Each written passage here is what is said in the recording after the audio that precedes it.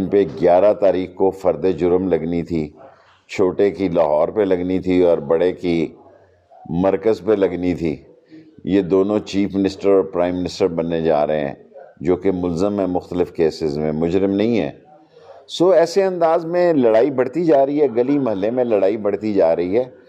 और अगर कोई ये सोच रहा है कि इसका अंजाम कोई बहुत ही खुश आइंद निकलेगा, तो मैं इतना पुरुमीद नहीं हूँ। मैं तो 4 महीने पहले कहता था इलेक्शन करा दो, अब भी कहता हूँ इस मुल्क की जमहूरियत को बचाना है तो एक ही हल है, इलेक्शन, इलेक्शन और इलेक्शन।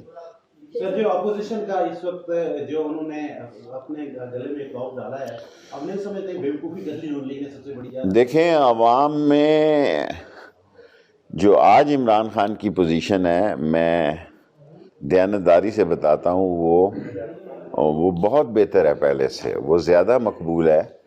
और अवाम में इमरान खान की बात को सुना गया है और माना गया है।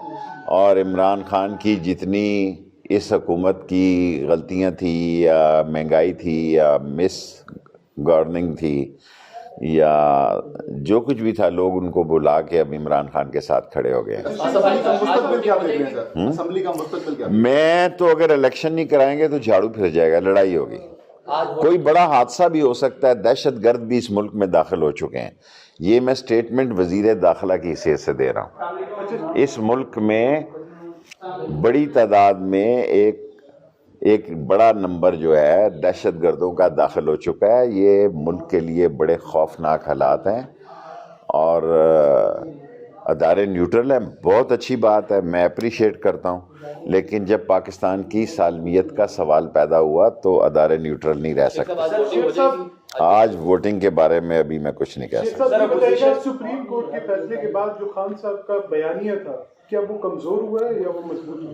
देखिए, सुप्रीम कोर्ट के बयानिए पे उसने कहा कि 2 तरफ का होना चाहिए था और उसने उसको एक्सेप्ट किया। बात मसला तो